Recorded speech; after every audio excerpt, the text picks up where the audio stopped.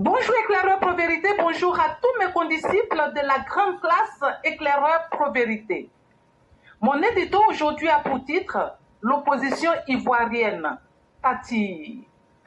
L'opposition ivoirienne est de loin l'une des plus nulles au monde. Pourquoi? Parce que c'est une opposition constituée de nababs d'anciens régimes ayant déjà expérimenté le pouvoir d'État, mais qui ont brillé par leur nullité sur le terrain. Milliardaires chacun, ils ignorent l'existence des actions caritatives. Ils comptent battre campagne pour la présidentielle prochaine de 2025, mais seulement ni Gbagbo, encore moins Tidjane Thiam, ne peuvent se targuer d'une seule action concrète en faveur de la veuve et de l'orphelin.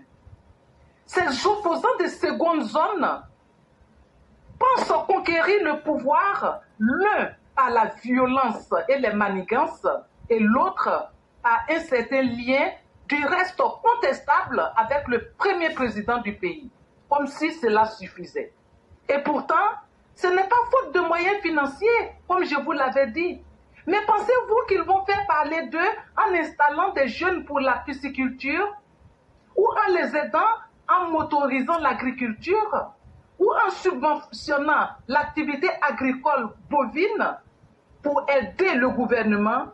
Non, ils se contentent de dénoncer ce qu'ils n'ont pas voulu faire quand ils étaient aux manettes.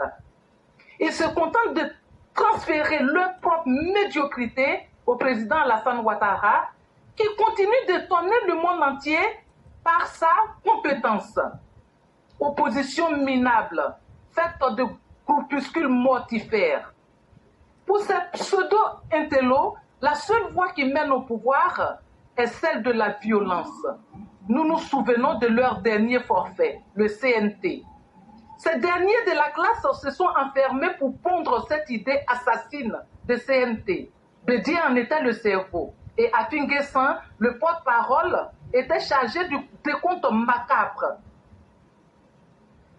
Par-dessus tout, celui dont je n'ai pas compris la présence reste Jean Bonnet. Aujourd'hui, ils ont une idée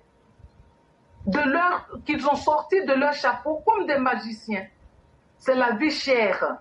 Le phénomène est mondial, mais les vauriens de l'opposition ivoirienne veulent en faire une revendication, avec tout le risque d'escalade de violence que cela comporte. Vauriens nounou. Nous vous attendons. De toutes les façons, si ça dégénérait à l'affrontement, à l'affrontement des rues, bah, vous n'êtes pas non plus plus fort dans... Oh là là, mon téléphone bug. Merci et à bientôt. Donc, merci infiniment à Mère Blanc. Merci pour ce qu'elle venait de dire. Et effectivement, quand on a une opposition constituée d'hommes sans valeur, c'est assez triste.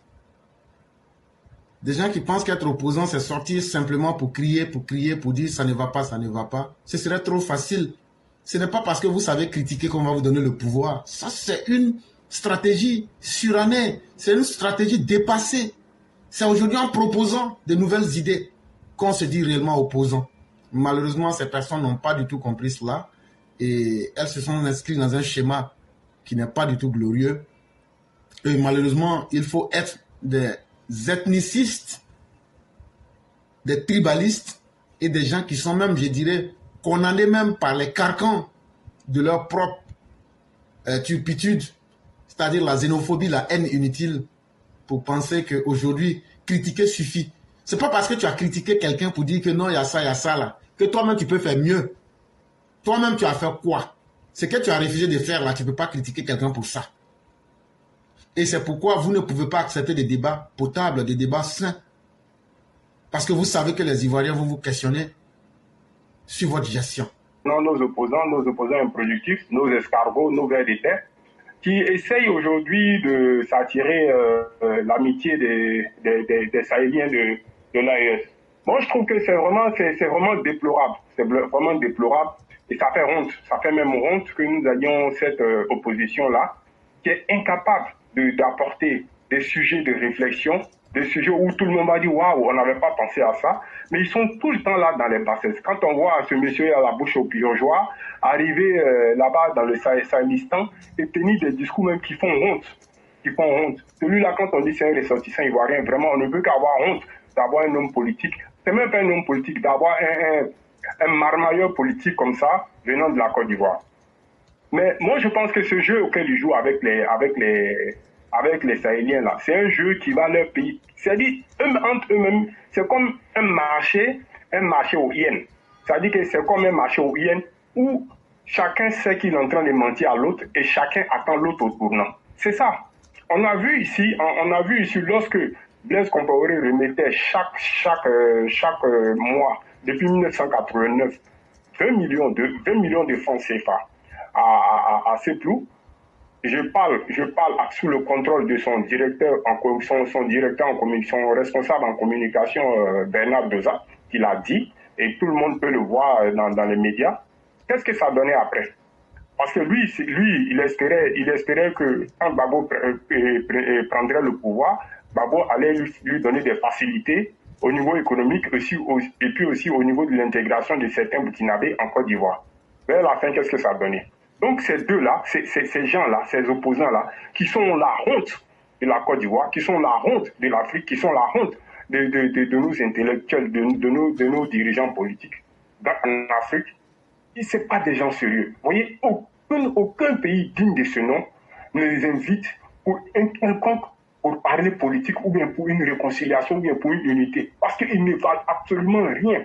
Et ils sont répertoriés comme ça dans toutes les diplomaties internationales, ils se veulent sérieuses, que ceux-là, ils ne sont là que là, ils sont que là pour foutre la merde et le bordel, excusez-moi du terme, la merde et le bordel dans le pays, parce qu'ils ne peuvent rien produire, ils préfèrent toujours qu'il y ait la chienlit, le chaos, pour pouvoir comment il s'appelle, et se faire valoir.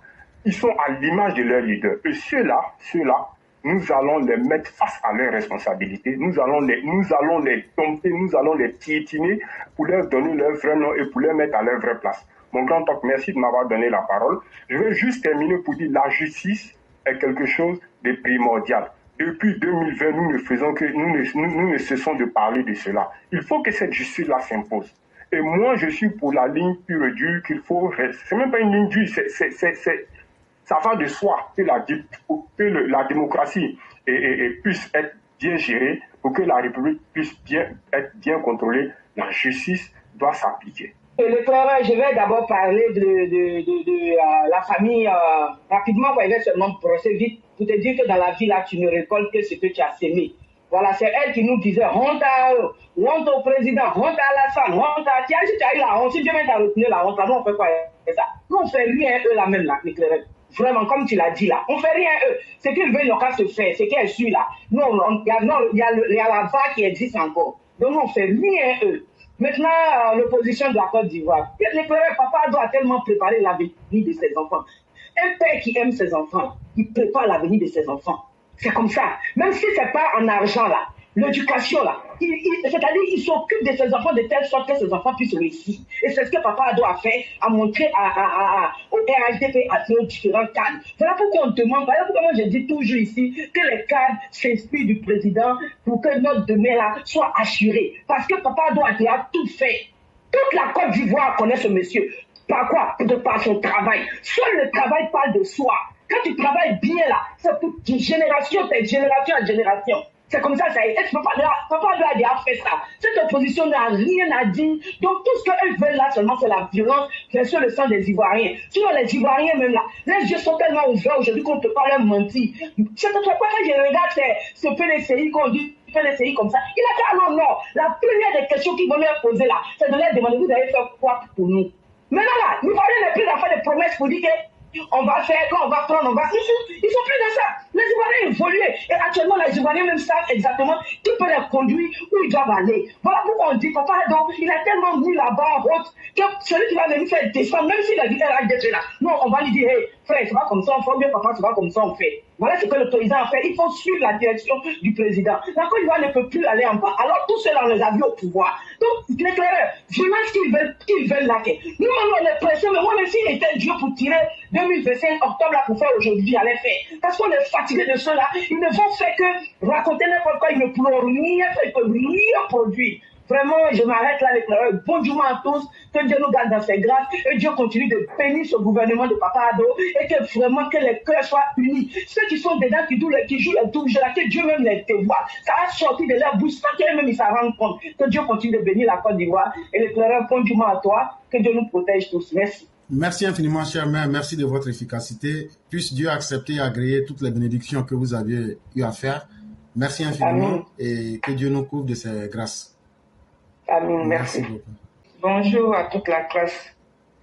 Kwame Ghanien, AES, tu maîtrises tellement ton reportage que ton histoire est vraisemblable. Kwame AES Ghanien de Côte d'Ivoire. Son reportage se trouve à Angré pour le sanguinaire Sorogium sur TikTok. Kwame AES Ghanien de Côte d'Ivoire. C'est Abidjan, ville propre. C'est normal. Parce que ces marchandises sont remplies de contrefaçons, souvent même provenant des vols, avec beaucoup de receleurs. Kwame AES Ghanien va louer un bon magasin pour tes parents AES. Comme ça, tu pourras bien faire ta promotion sur TikTok. Marie-Claude Kwame, la clean samaritaine des castes. Kwame Ghanien AES, la Chiza Djembe, des gigolos SPI, PPACI, PDCI, qui vous mettez sur vos balcons, appartements maîtresses, pour filmer le désordre créé par SPI, PPACI, PDCI, et vos parents AES pour agresser le citoyen lambda pendant les nuits noires pour vol, braquage. Ces lieux d'engrais, cabanes, sont le plus souvent leurs abris de l'accès. Vous, les moustiques, vont dans l'oreille des gens. Croyez-moi, vos postures maléfiques, poisons, sont surveillées de très loin au lieu de très près. Kwame Marie-Claude, Ghanien AES de Côte d'Ivoire, tu filmes, tu manipules ta propagande, ta désinformation, alors qu'il y a vol, braquage, enlèvement d'enfants, viol de femmes, agression. Tu ne filmes jamais ça. Kwame Marie-Paul ou Marie-Claude, Ghanien AES TikTok, à deux boulons, tes réels voleurs sont les PDCI depuis 1940 au pouvoir jusqu'à aujourd'hui, qui continuent de se jouer les héritiers et héritiers toujours voleurs. Exemple, le brutal hacker sénégalais de la banque Crédit Suisse. Exemple encore, Yassé Mac, faux maire de Cocody, qui continue de voler l'argent de la mairie de Cocody. Si ce n'est pas Eleonore Kwame, c'est Kwame Marie-Claude. Allons seulement. Merci mon éclaireur. Merci infiniment, chère mère. Merci de dénoncer ces incapables. Merci de mettre, comme on le dit, leur cul dehors.